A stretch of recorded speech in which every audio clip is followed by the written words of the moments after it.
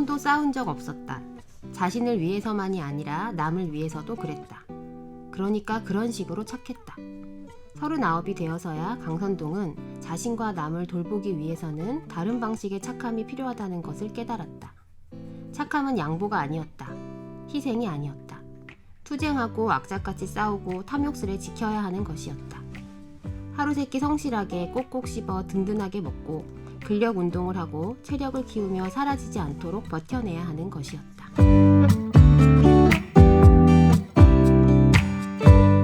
어른과 아이 그 사이 어디쯤에서 고군분투하고 있을 우리들의 사춘기에 대해 책으로 이야기를 나누어 보는 우리가 사랑하는 사춘기 우사사 70번째 이야기를 지금부터 시작하겠습니다.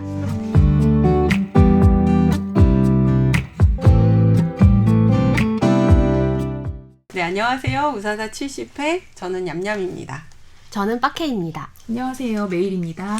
네, 오늘 저희는 2023년도 현대문학상 수상 소설집을 가져왔는데요. 저희 이거 다 할 수 없어가지고 오늘은 이 중에서 박지영 작가의 쿠쿠 나의 반려밥솥에게를 리뷰해 보도록 하겠습니다. 인트로에서 잠깐 읽어주셨는데요. 이 소설이 읽으면서 독자의 마음을 편치 않게 하는 하지만 굉장히 독특하고 나름의 매력이 있어서 읽고 나서 되게 이런저런 생각도 들게 하고 그런 소설이었던 것 같아요. 메일님이 소설에 대해서 이야기를 좀 해주시고 소설 이야기를 들은 다음에 이야기를 나눠보도록 하겠습니다. 네, 줄거리를 말씀드려 볼게요. 여기 강선동이라는 남자가 있습니다. 아버지 강만석의 아들이자 누나 강진경, 형 강진철의 동생인 강선동입니다. 선동이라는 이름은 착한 아이처럼 살라고 할아버지가 지어주신 이름이에요. 작품 속에서는 강선동을 태생적으로 착한 아이라고 이야기를 합니다. 다만 그의 특이점이라고 한다면 착함을 표출하기 위해서 누군가에게 연병할 일이 생기는 걸 반긴다는 겁니다. 이 표현은 작품에 나와 있는 표현을 제가 인용한 것인데요. 이런 점에서 착한 아이이지만 좀 특이한 아이이기도 했죠. 동료에게 사기를 친 사건에 연루되어가지고 다니던 직장에서 쫓겨나다시피 한 인물이기도 해요. 변변한 수입 없이 굉장히 잉여스럽게 살아가던 이 강선동은 치매에 걸린 아버지인 강만석을 봉양하기 시작합니다. 물론 다른 형제들도 있었지만 누나는 경제적 능력이 너무 출중해서 일을 그만둘 수가 없었고 형은 다른 지역에서 가족을 부양하며 사는 공무원이었기 때문에 역시 일을 그만둘 수 없었습니다. 직업이 없는 남자가 노인을 돌보는 데 있어서 가장 중요한 건 돈이었겠죠. 그래서 이 작품 초반에는 아버지를 맡아서 돌보는 강선동이 형제들로부터 얼마만큼의 돈을 받는 것이 적절한지를 결정하는 과정이 매우 그럴듯하고 흥미롭게 그려집니다. 강선동은 이렇게 말하는데요. 치매에 걸린 강만석 곁에서 그를 미워하지 않고 과중한 부담으로 다른 형제들을 원망하지 않으며 계속 착한 돌봄을 지속하기 위해서는 내가 이 정도 돈을 받아도 되는 걸까 수준의 넘치는 금전적 보상이 필요하다라고 말입니다. 이 돈을 결정하는 이 과정은 강선동의 간악함, 영악함을 볼 수 있는 대목이기도 하지만 개인적으로는 인상적인 부분이 여기였어요. 자기 안의 선량함을 보호할 정도의 돈, 연병 비용이라고 명명하는데 이 돈이 필요하다고 말하는 대목입니다.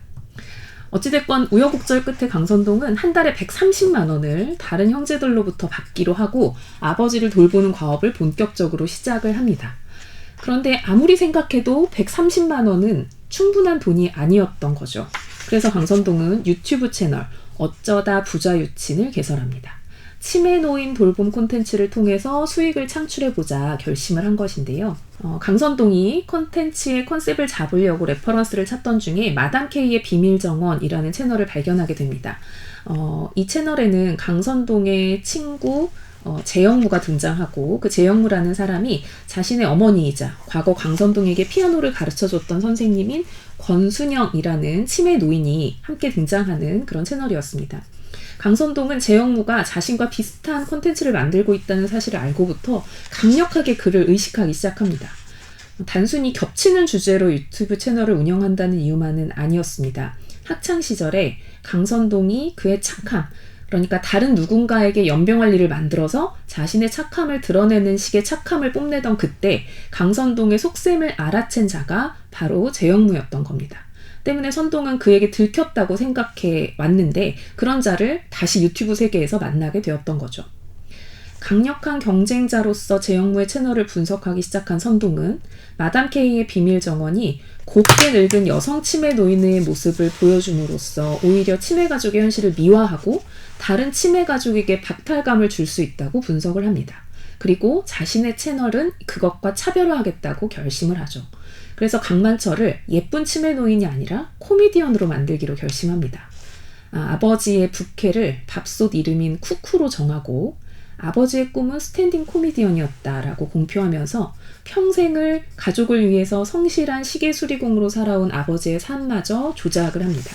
컨텐츠는 긍정적인 피드백을 얻게 되고 마을 사람들의 호의도 이어집니다.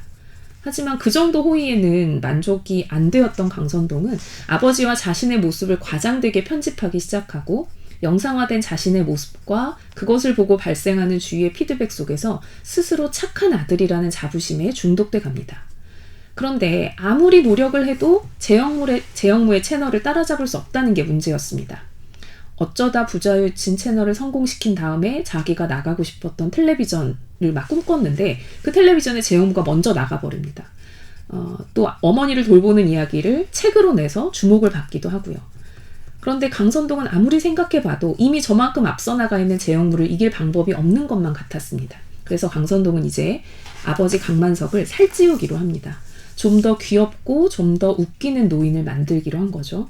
아버지에게 온갖 해롭고도 살찌는 음식들을 먹이기 시작하면서 심기일전하고 있는 그때 마침 부정적인 댓글들이 달리기 시작합니다.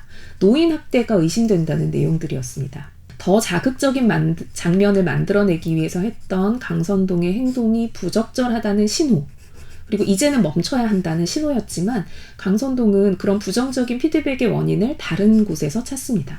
자신이 치매인 아버지를 돌보면서도 너무 괜찮은 척 했기 때문이라고 결론을 내린 것이죠. 내가 얼마나 고생스럽게 아버지를 돌보는지 안다면 사람들이 나에게 나쁜 댓글을 달지 않을 것이다 라고 생각했던 겁니다. 이런 그의 사고 구조 속에서는 악플을 없애려면 자신이 괜찮지 않다는 것을 보여주는 방법밖에 없었습니다. 그러한 사고를 추동한 건 재영무의 컨텐츠가 얼마나 허구적인지를 까발리고 싶어 했던 강선동의 마음도 한몫했죠.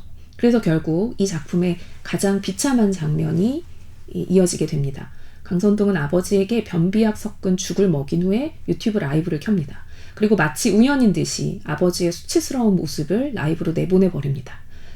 그 후에 아버지는 급성 당쇼크로 병원에 실려갑니다. 의식이 돌아온 후에도 아버지는 집에 오지 못한 채 요양병원에 장기 입원했고 아버지의 주 보호자는 누나인 강민경이 됩니다. 이렇게 일련의 사건들을 겪으면서 강선동은 다른 사람뿐만 아니라 자기 자신을 잘 돌보기 위해서라도 다른 방식의 착함이 필요하다는 것을 깨닫고 마치 변화할 듯한 포즈를 취하다가 결국 다시 관성대로 살아가고 마는데요. 마지막에 아버지 면회 영상을 찍으면서 자신이 우울증과 초기 치매 증세를 겪고 있다고 말합니다. 끝까지 착한 아이 강선동을 연기하는 연극적인 태도를 버리지 못하고 소설은 끝이 납니다. 네, 오늘 좀 길었습니다.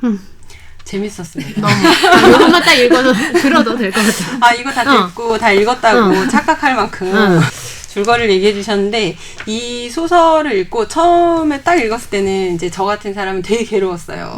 너무 감정이입을 하게 되니까 너무 괴롭다 막 이랬는데 이제 두 번째 읽을 때는 조금 더 객관화시켜서 보고 소설에서 던지고 있는 여러 가지 질문들에 대해서 생각을 해보게 됐던 것 같아요. 우선 강선동이라는 사람이 자신의 이제 아버지, 치매 걸린 아버지를 밥솥으로 비유하고 있잖아요. 근데 그 이유가 아버지로 인해서 자기가 밥을 먹게 되는 아버지를 부양함으로 인해서 한마디로 자신의 아버지는 밥솥과도 같은 존재로 비춰지는 건데 이런 제목에서부터 굉장히 이렇게 신랄한 블랙 코미디의 냄새가 막 풍기는 작품이에요. 어떻게 읽으셨어요? 계속 저는 중간에 이런 그리고 되게 약간 뭔가 이렇게 비꼬는 듯한 느낌이기도 하고 그러면서도 이 소설이 되게 특이한 게 최근에 어떤 트렌드를 정말 다 여기다 다 집어넣어 놓은 것 같아요. 유튜브에서의 어떤 그런 모습 그다음에 이 사람이 나가고 싶어하는 채널이 뭔지도 알 것 같고요.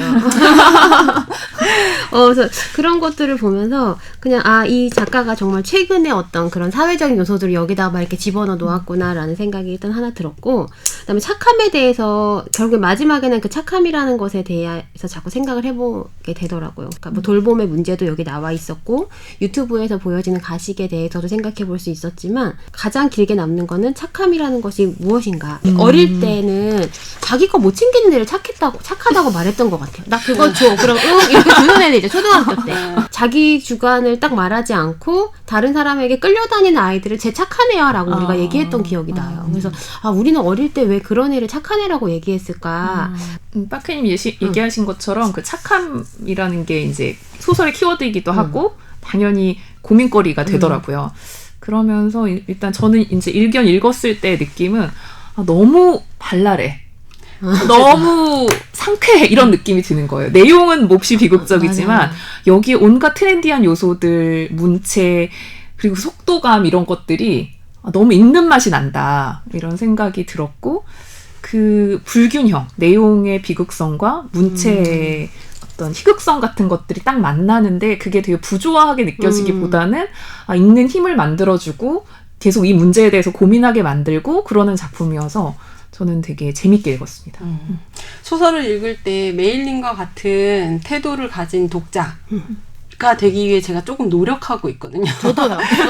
왜냐면 좀 그 거리두기. 메일님은 적당한 거리에서 소설과의 밀당을 되게 잘하시는 느낌이 들어요. 근데 저는 약간 처음에 소설을 읽으면 항상 거기에 확 빠져들어 버려가지고 감정적으로도 그래서 되게 힘들어하기도 하고 슬프거나 비극적인 소설은 읽다가 막 이렇게 놓기도 하고 막 이러는데 그런 적당한 거리두기를 약간 유지한 채 읽으려고 노력을 좀 해요. 그래야 이제 이것들을 전부 다 내가 이렇게 흡수하면서 생각해 볼 수 있어서 지금 말씀하실 때 그게 또 확 느껴졌어요. 근데 얌얌쌤은 누구한테 감정이입하셨어요? 대체 이 작품에서? 우선은 현실. 왜냐면 지금 노인 부양에 대한 게 세상 되게 큰 문제잖아요. 그리고 저희의 이 나이 또래가 이제는 부모님들이 편찮아지시죠.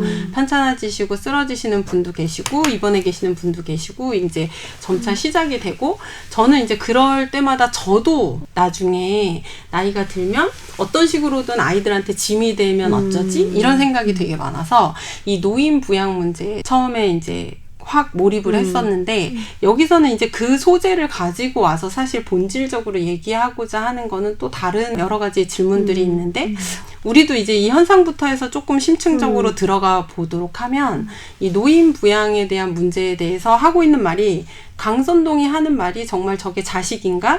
그 누나가 말한 것처럼 미친 새끼와 착한 아이 사이를 오가고 있다. 그 누나가 왜냐면 이제 적절한 시급을 자기한테 줘라. 어느 정도 뭐 수입이 없으면 이 부양은 할 수 없는 거다. 근데 그 내용이 사실 틀리진 않거든요. 실질적으로 치매 걸린 부모를 봉양한다는 것이 얼마나 고통이고 괴로운지 사실은 많은 사람들이 다 공감하기 때문에 요양원으로들 많이 가시고 자식이 부양할 수 없는 그런 상황들 거기에서 누구도 자유롭지 못한 상황이잖아요.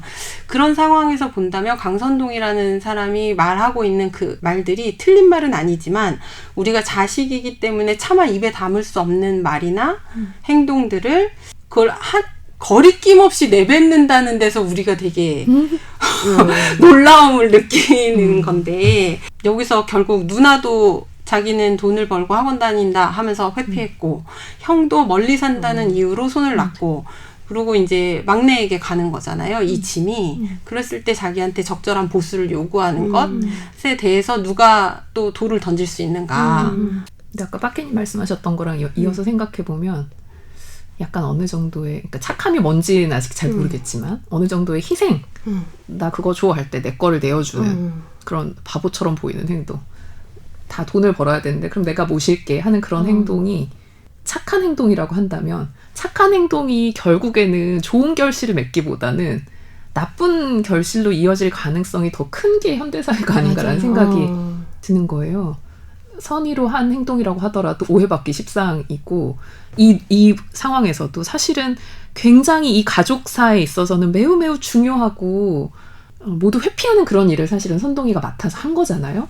그러면 그를 서포트하는 가족이 됐든 시스템이 됐든 사회가 됐든 서포트하는 게 있어야 되는데 없이 혼자서 감내하면서 결국에는 악의 구렁텅이로 빠질 수밖에 없는 그런 과정을 보여주는 것 같아서 가족의 축소판이기도 하지만 약간 현대사회의 축소판 같다는 생각도 들었어요. 그와 관련해서 이제 강선동이라는 사람이 이 사회에서의 어떤 집단의 상징 같기도 했어요. 그러니까 누나는 돈을 잘 벌어서 경제적 지원을 할 수 있고 형은 또 가정을 꾸려서 멀리 살고 있고 그래서 그 돌봄 노동에 직접 가담할 수 없는 어떤 정당성이 부여됐다고 해야 될까 자기들 나름은. 그러니까 남은 건 38의 미혼 가족 내에서도 잉여로 분류되며 최저시급 이하의 값싼 노동력을 가진 막내 아들이었다. 그러니까 어쨌든 그 강선동이라는 사람이 그 가족 내에서도 어쨌든 잉여로 분류되고 뭔가 경제적 능력도 없고 이러면서 그 노동이 결국에는 자이든 타이든 내던져지게 되는 상황이 되는 거잖아요. 그러면 이 사회에서도 아마 그런 계층들이 존재하지 않을까라는 생각이 들고 그다음에 그런 상황이 조금 더 뻔뻔하게 뭔가 더 요구하게 되고 이런 어떤 현실을 만들어내는 건 아닐까라는 생각이 들었어요. 그래서 그 대목 있죠.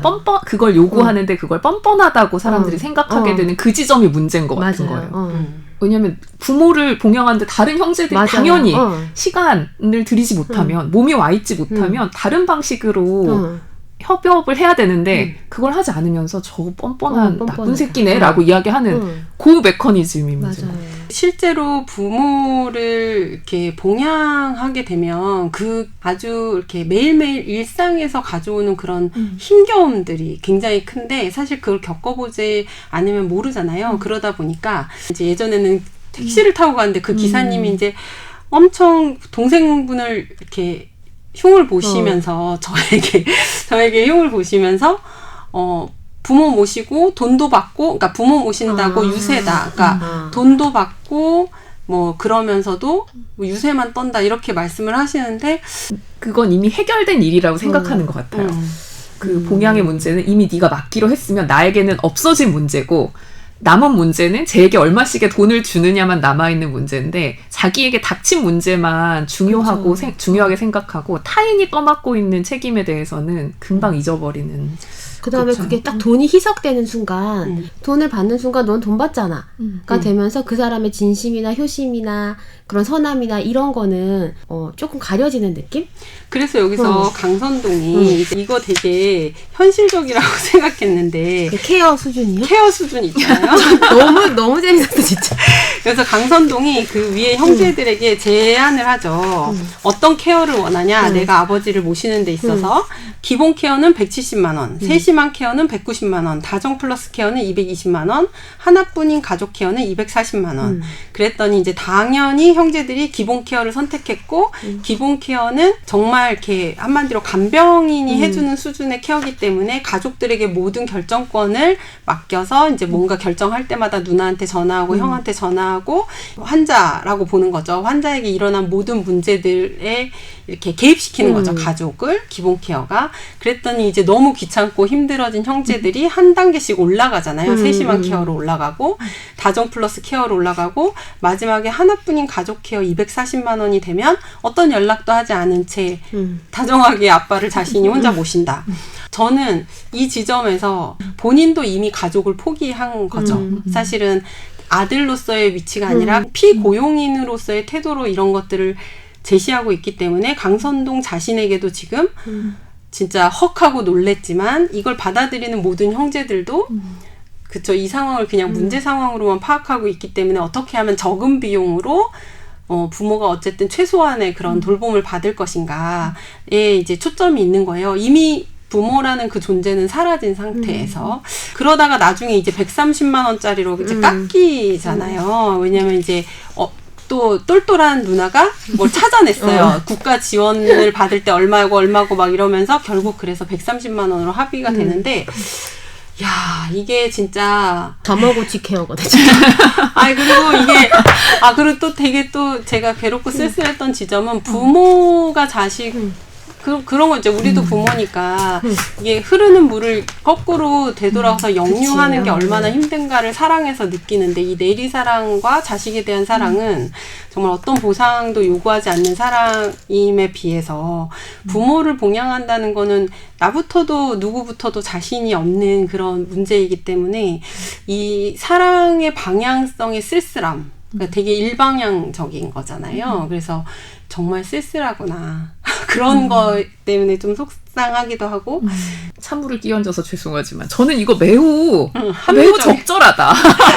이것은 약간 정말 가족 돌봄을 해야만 하는 상황에서는 어떤 지표가 될 만하다는 생각을 했거든요. 그렇게 하지 않을 거면 이 정도의 돈을 니네가 지불해라. 이 정도 간섭하기 싫으면. 나름대로 되게 열심히 계산하잖아요. 선동이가 여러 가지 책도 보고 막 이러면서 그 똑똑한 형과 누나를 설득하기 위해서 그러면서 뭐 얘기하죠. 내가 이 아버지를 돌보면서 스트레스를 받을 텐데 적당히 배달 음식도 시켜 먹고 넷플릭스도 보고 그럴 수 있을 정도의 여유가 있어야 내가 아버지를 괴롭히지 않고 스스로 괴로워하지 않으면서 돌볼 수 있지라고 말하는데 저는 너무 그럴듯하게 느껴졌고, 그리고 사실 기본 케어가 170이었는데 실제로 받는 수령액이 130으로 줄어들면서 이것은 이미 예견된 불행이다. 40만 원 일단 비면서 그 돌봄에도 그쵸. 공백이 생길 수밖에 없겠구나. 그래서 이거 나왔을 때 미친 새끼와 착한 동생 사이를 오가는 동안이라고 나오잖아요. 다른 사람이 보면 이렇게 미친 새끼라고 욕하고 있지만 이 사람은 그 말씀하신 대로 착함을 유지하기 위한 자기의 의무와 도리를 유지하기 위한 최소 비용이라고 생각하는 그런 부분이고요. 그럼 이제 여기서 우리가 이런 어떤 말씀하신 예견된 불행이라고는 하셨지만 그 돈이 비기 때문에 유튜브도 시작했고 유튜브를 시작하면서 강선동이 생각할 수 있는 그 한계가 거기까지였고 근데 이 강선동이 원래 가지고 있었던 착한 아이야. 아까 앞에서도 좀 나왔지만 그것도 우리 얘기할 수 있을 것 같아요. 착한 아이다. 이 강선동은 어려서부터 그 어떤 틀에 갇혀 있죠.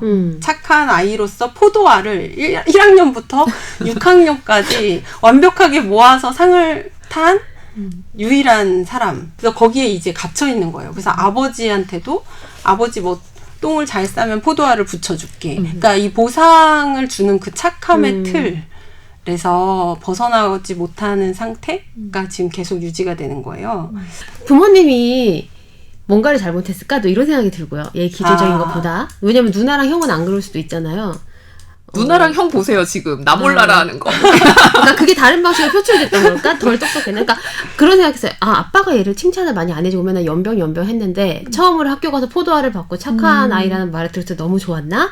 그런 것도 있고 또 이 아이가 포도알을 붙여가지고 선행상을 받은 그런 거 외에는 자기를 어필할 수 있는 게 없었나? 그러니까 어렸을 때 자기를 자기에게 더 긍정적 보상을 주었던 어떤 그 가장 핵심적인 것이 착한 아이라는 거였고 그 외에 뭐 똑똑한 아이 아니 뭐 재치 있는 아이 뭐 잘생긴 아이 이런 게 아니라 자기가 자기를 긍정했던 첫 번째 어떤 코드가 착함이었고 그걸 계속해서 유지하려고 애를 쓰고 살았던 게 아닐까라는 생각이 들어요. 왜냐하면 마지막에 그 유튜브를 찍고 막 약사가 본인을 위해서 막 이렇게 웃어주고 할 때도 사실 만족감을 느끼잖아요.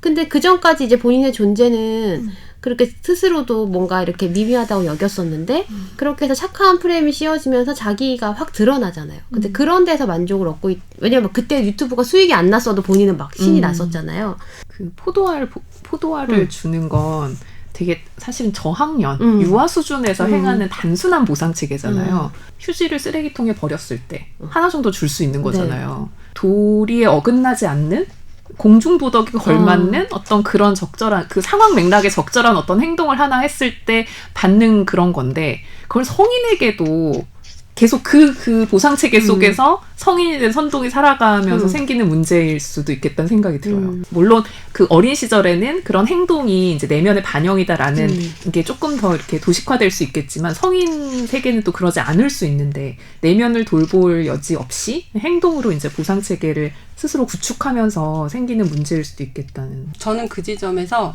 말씀하신 대로 어렸을 때 어떤 결핍이 있을 수 있고 그게 이제 어떤 포도알 보상으로 인해서 안에서 자기 마음에 확 들어왔을 수 있고 근데 말씀하신 대로 성인이 됐을 때는 사실 그 사이에 성장을 했어야 되는 거고 한 25살 이후가 되면 그 자기 객관화나 자기를 대상화시키는 능력이 많이 발달되어야 된다고 생각을 해요. 그래서 누구나 다 어렸을 때 결핍이 있고 그전에는 그 결핍으로 인한 성격적 결함을 누구나 다 가질 수 있다. 그리고 그게 되게 힘겹게 삶을 만들 수 있고, 근데 이제 어느 정도 나이가 들면은 그거를 이제 나를 키워준 어떤 부모나 혹은 보호자의 탓이 아니라 그 이후부터는 내가 나를 돌볼 수 있는 능력을 길러야 되는데 근데 그게 되게 중요하다고 생각하는데 이 사람은 그렇게 되지 못한 지점이 분명히 있고 그게 지금 현재 어떤 자신의 행동을 결정짓는 문제 상황으로 계속해서 이렇게 악순환을 만들어가고 있다는 생각이 들어요.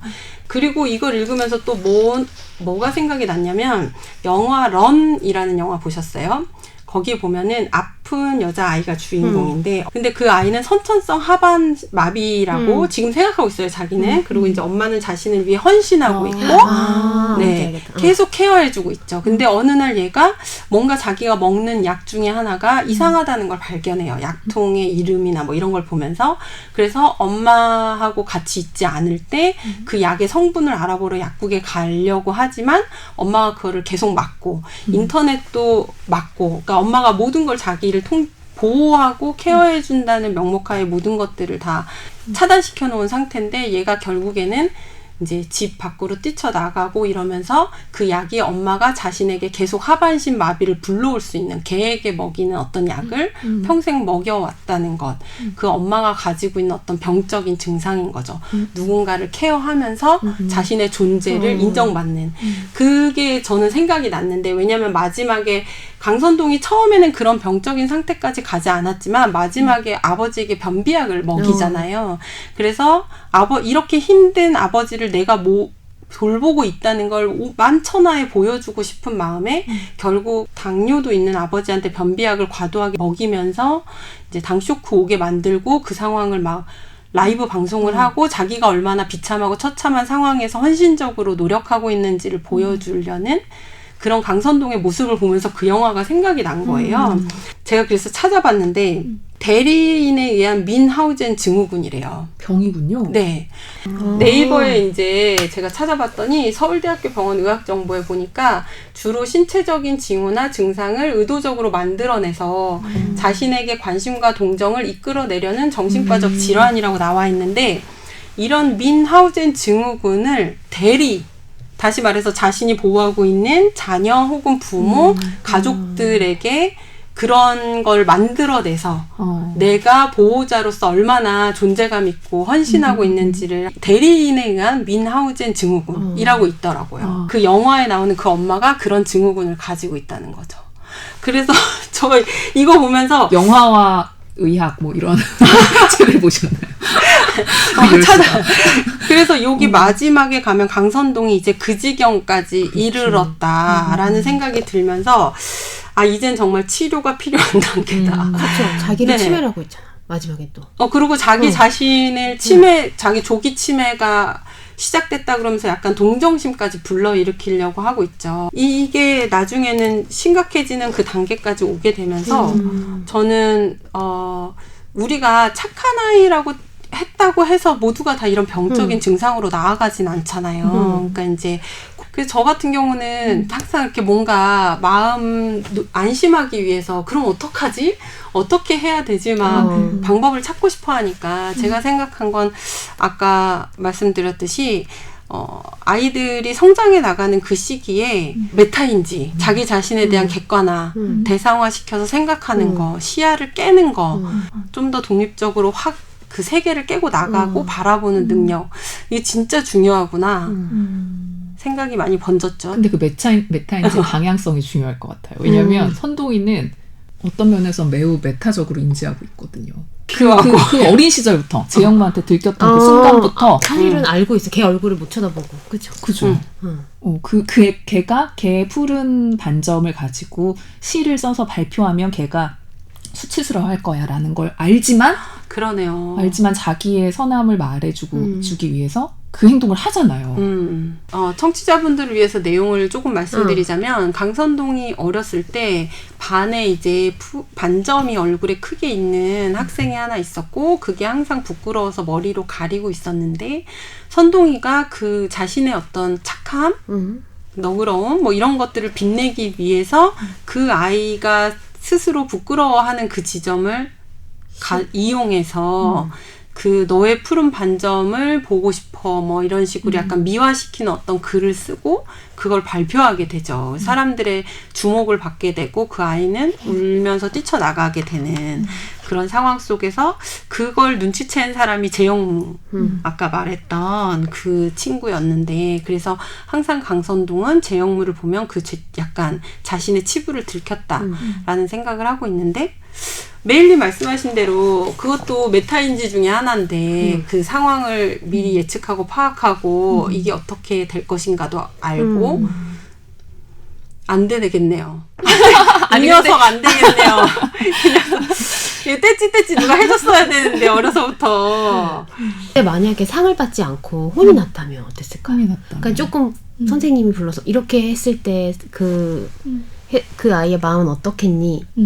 라고 얘기를 하면서 이 행동에 대해서 좀 성찰해 보게 했다면 그 뒤가 달랐을까요? 좀 더 교묘한 기만자가 되었으려나. 이타주의를 위장한 극단적인 이기주의 같아 보여요. 근데 그 재영무 있잖아요.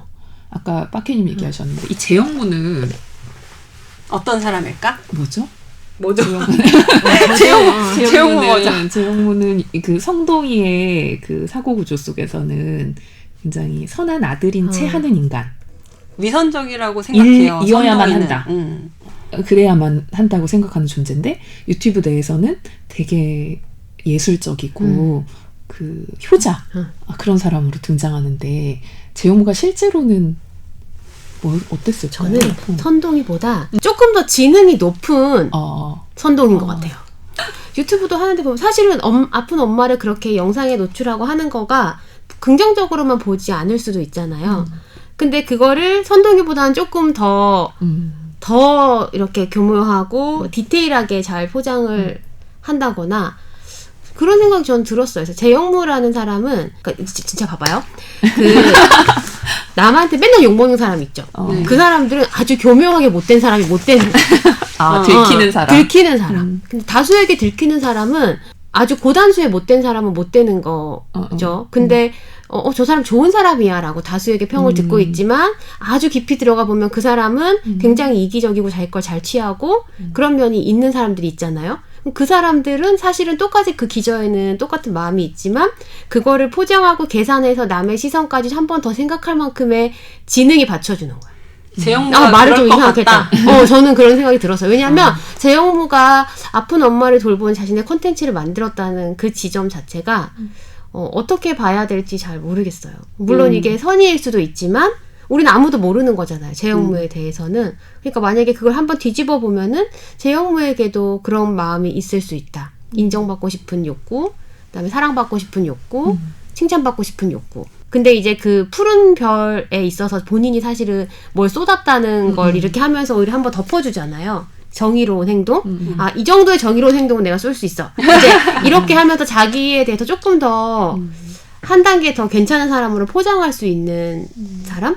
근데 그 순간에 재영무가 너 그런 짓 하지 말라고 이렇게 속삭이듯 강선동한테 얘기했었잖아요. 어린 나이에. 그러니까 적어도 어쨌든 뭐 머리가 영악했든 아니든 간에 그런 올바른 선택은 할 수 있는 사람이면 사실 속내야 어떻든 우리 속내 알 수 없죠. 그쵸. 사람의 마음속 뭐 그쵸. 물속 뭐예요? 얼길 물속은 알아도 한길 사람 속은 모른다. 그래서 뭔가 이 사람의 속내는 사실은 아무도 알 수 없는 거라면 어쨌든 그게 어떤 선택으로 이루어지느냐. 그 사람이 선택한 그 행동의 결과물이 결국에는 어느 정도는 저는 그 사람이다라고 외부에서 볼 때는 판단을 하는데 재영무의 선택이 그래도 올바른 선택 여기 책에서는 좀 올바른 그거는, 선택들이 그렇죠. 많았고 본인의 엄마도 뭐 예쁘게 포장하고 자신이 돌보는 것이 좀 위선적인지 어쩐지는 알 수 없지만 어쨌든 그 컨텐츠에서 그 어머니는 굉장히 좋은 사람으로 남죠. 그러니까 저는 강선동의 아버지처럼 네, 남는 게 강선동의 아니라 아버지는 막 코미디언이고 되게 모자르고 되게 그걸 원하지 않았을 거예요. 그 아버지가 자기가 그렇죠.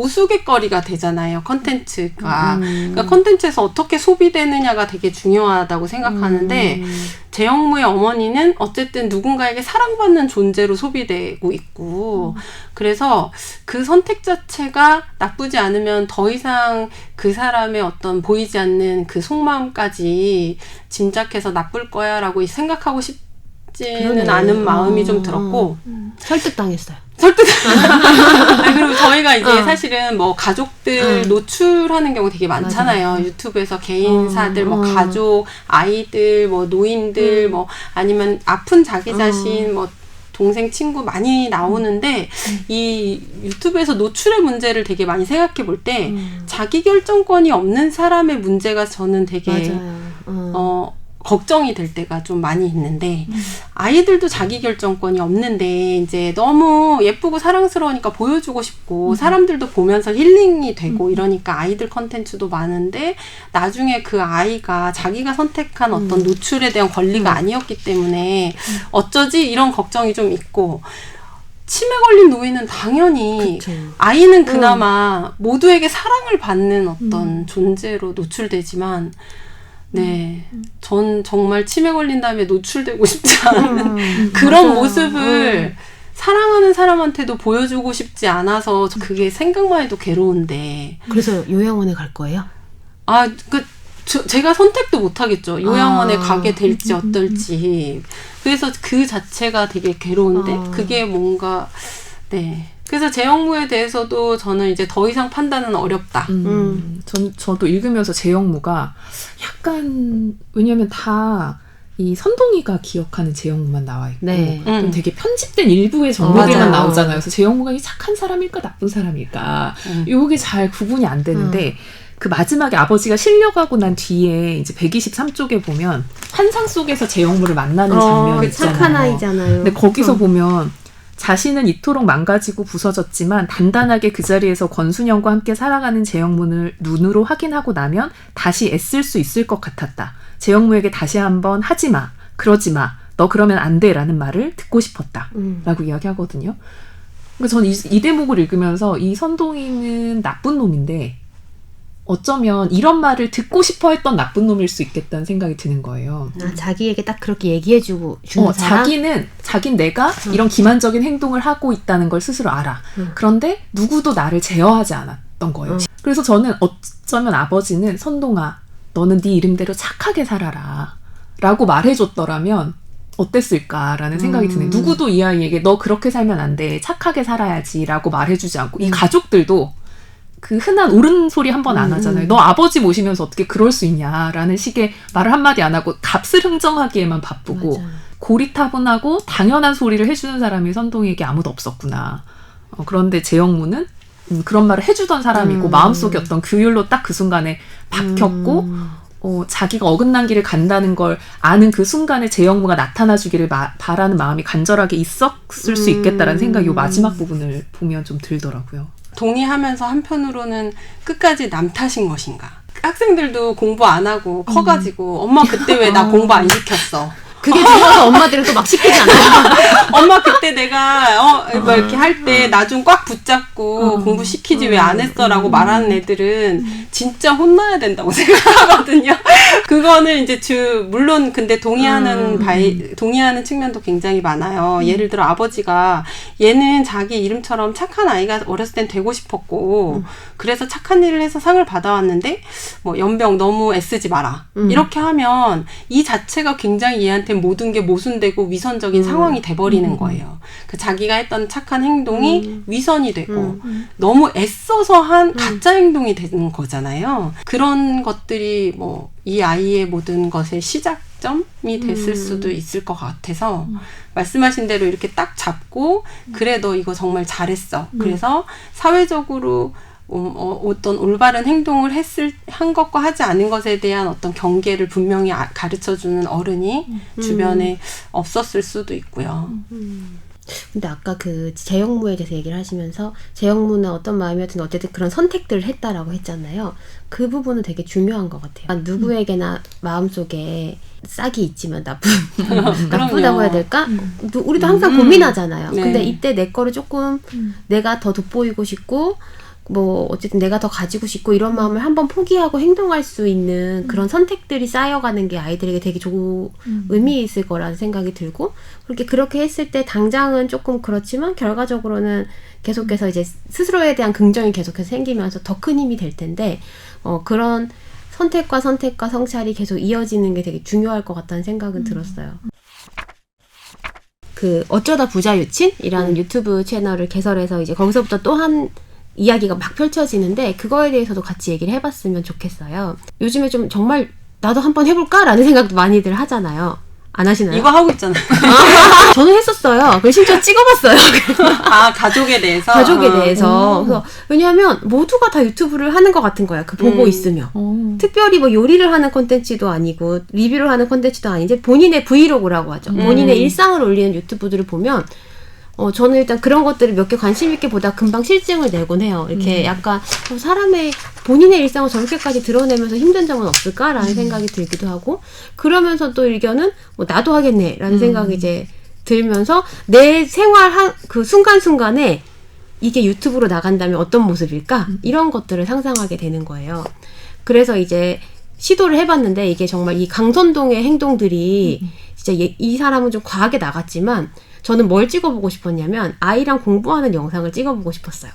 홍진경 아니, 그 정도까지는 아니지만 아주 어릴 때, 막 초등학교 1학년 이럴 때 같이 일기 쓰고 공부하고 하는 그 장면들이 저에겐 되게 재밌다고 생각을 했거든요. 얘 반응도 되게 특이할 때도 있고 잘해내는 게 뿌듯할 때도 있고 근데 카메라만 갖다 대면 얘가 잘 못하는 거예요. 재미있는 장면도 안 나오고 그러면 이제 속이 상하는 거예요. 아직 채널을 시작하지도 않았는데 나는 어제 같은 그런 장면들을 담고 싶었는데 안 그러니까 또 이제 속이 상하고 그래서 그럼 또 얘한테 이렇게 닥달을 몇 번 하게 되고 그래서 이게 아니다. 하지 말자 이제 이러고는 아예 딱 접었고 말았는데 뭔가 카메라를 들이대고 이것을 통해서 뭔가 송출된다는 걸 전제하는 순간 그 뭐 돌봄이든 교육이든 생활이든지 간에 그게 정말 진짜의 모습은 될 수 없는 것 같다라는 생각이 들면서 이 모두가 뭔가 유튜버가 될 수 있는 이 세상에서 사람들이 굉장히 자기 생활 자체를 자연스럽게 그게 온전히 되게 진실된 모습은 아닐 수 있다라는 생각이 많이 들었어요. 그러면서 이제 이 강선동이 이 유튜브를 시작하면서 결국에는 이런 파국을 맞을 수밖에 없는 상황이다라는 걸 보면서 재밌었죠. 저는 이제 개인적으로 그런 경험이 있기 때문에 유튜브에 대해서 많이 생각을 하던 차에 요게 요 소설 안에 들어가 있어서 다른 분들은 또 어떻게 보셨는지 그런 것도 궁금했습니다. 유튜브 제작자예요. 제가 이렇게 말씀하신 것 중에 딱 그 지점이 되게 중요한 지점이 있는 것 같은데, 이렇게 카메라를 딱 들이댔을 때 내가 원하는 그게 나오지 않았다라는 게, 이제 뭐, 우선 이 북리뷰는 우리가 딱 그 목적을 두고 하는 거기 때문에 딱 원하는 걸 요 시간에 딱 해서 하는 거라서 좀 다른데 일상이라는 거는 내 기억은 선별된 기억인 것 같아요. 우리 아이가 예쁜 걸 보여주고 싶어. 근데 그 예쁨은 하루 종일 혹은 오늘 내일 모레 이렇게 일상에 퍼져 있는 것이고 그렇게 있는 것인데 그거를 아주 짧은 순간에 엑기스처럼 보여주는 거는 사실은 굉장히 어렵기 때문에 인위적이 되거나 자기적이 될 수밖에 없는 그런 상황이고 그런 지점에 있어서 들으면서 강선동도 어쩌면 되게 많이 정말 돈을 계산하고 했지만 사실은 모든 일상이 이 아버지 치매 노인을 부양한다는 것이 그죠.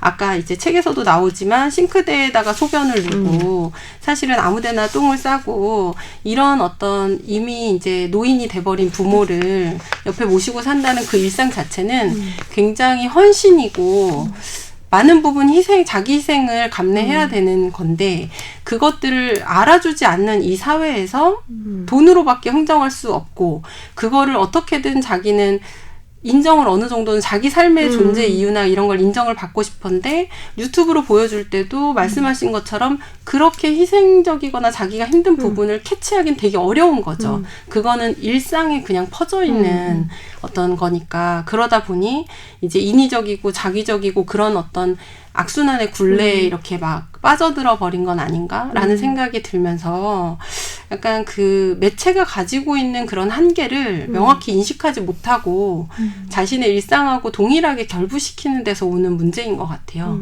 그 아이들을 매체에 노출시킬 때도 그게 되게 조심해야 된다고 하더라고요. 그 매체에 노출된 모습과 일상의 괴리가 크면 아이도 되게 혼동스러울 수가 있대요.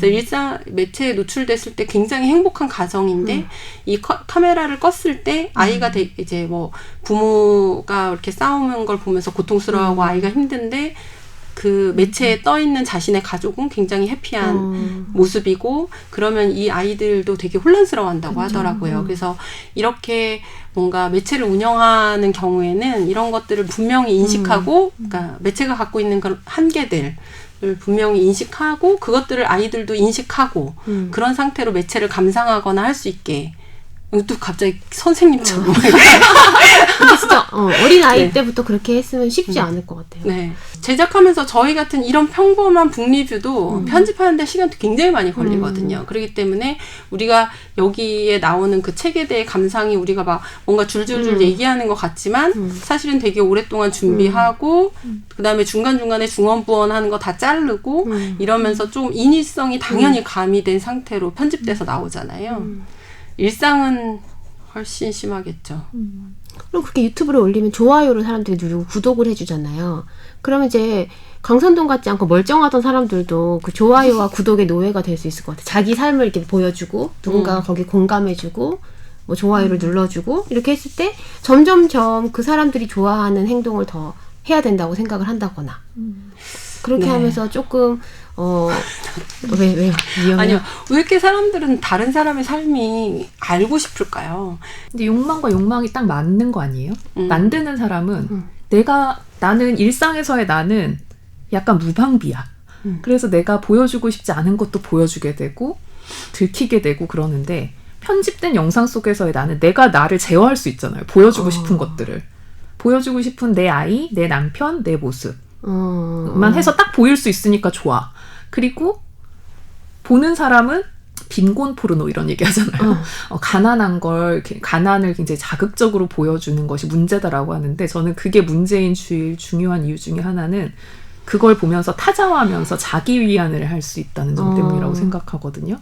아픈 가족이 나왔어. 그럼 아픈 가족의 모습을 보면서 아 나는 안 아프지 라고 생각하고 위안을 얻고 그 아픈 사람들이 이 삶을 어떻게 살아가야 하는가 어떻게 잘 살 수 있는가에 대해서 관심을 갖기보다는 그리고 막 남편 흉보는 컨텐츠가 나왔어. 아, 우리 남편은 안 그러지. 혹은 우리 남편도 저러지. 이러면서 이제 약간 위안을 얻는 그런 욕망들이 막 막부딪히다 보니까 요즘에는 매체도 많고 기회도 많고 하다 보니까 진짜 막 드러나지 않던 그런 세밀한 세분화된 욕망들이 막 칵테오리화 되면서 거기서 막 범람하는 거 아닌가? 그리고 뭔가 딱 잘못 걸리면 막 헐뜯어요.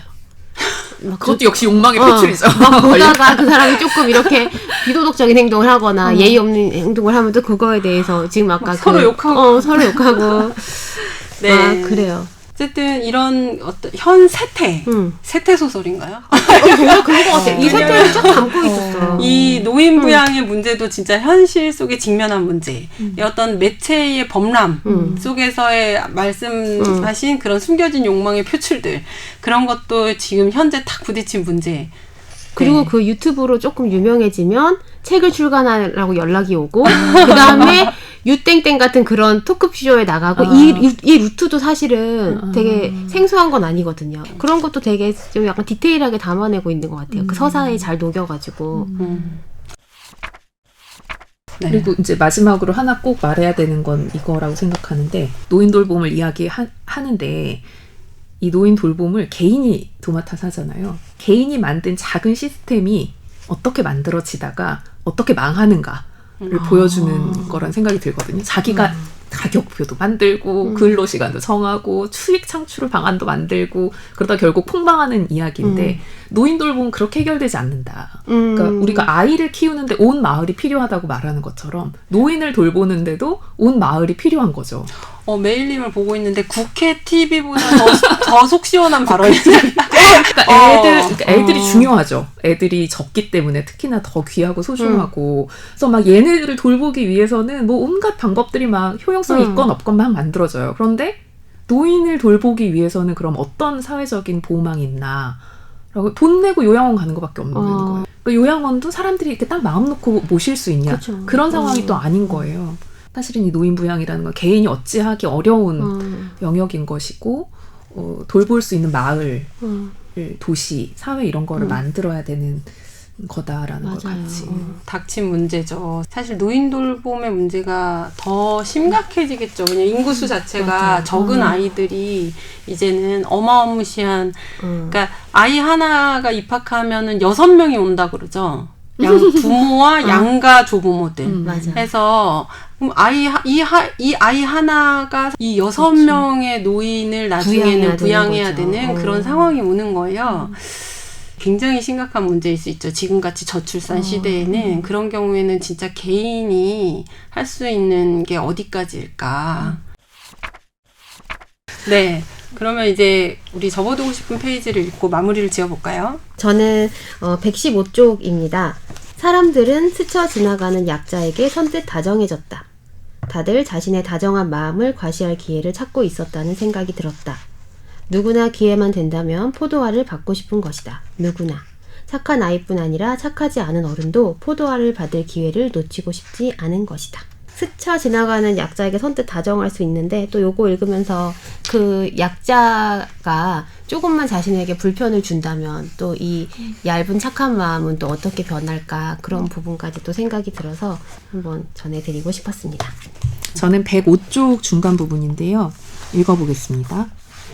그리하여 남보다 더 가까울 것도 없던 서먹한 79, 38의 부자가 치매 노인과 돌봄 가족으로 만나 다투고 화해하며 기억의 해체와 재구성을 통해 서로에 대해 알아가고 더불어 삶과 죽음, 나아가 어디까지 이른 후에도 우리는 인간다움을 유지하며 인간으로 존재할 수 있는가에 관한 성찰까지 담은, 아니 담겠다는 원대한 포부로 시작된 유튜브 채널 어쩌다 부자 유친이 개설되었다. 라는 부분입니다. 네. 이 소설은 이것의 정반대 방향으로 흘러가지만 애초에 누구나 이것을 포기하지는 않는다는 생각이 들어요. 어떤 방식으로든 마음에 담겨 있고 이렇게 개인의 마음에 담겨 있는 것들이 실현될 수 있는 삶의 조건들을 다 같이 만들어 나가야 하는 거 아닌가 하는 생각이 듭니다. 그래서 이 소설을 읽으면서 이러한 성찰까지 담은 그런 삶의 과정들이 어떠해야 하는가에 대해서 고민해 보았으면 좋겠다는 생각이 들어서 한번 읽어봤습니다. 네. 이 소설은 굉장히 현실적인 문제들 그리고 우리 내면에 아주 깊은 곳에 꽁꽁 숨겨놓고 싶은 그런 꺼내놓기 힘든 부분들을 아주 적나라하게 약간 노출시키면서 그것들을 너무 무겁지 않게 다루려고 그 블랙 코미디 형식으로 이렇게 소설을 만들었나 싶은 그런 소설이었고 생각할 문제들도 많았어요. 그래서 한 번쯤은 읽고 나에게 스스로 질문을 던질 만한 것들이 많았다라는 점에서 감사히 읽었습니다.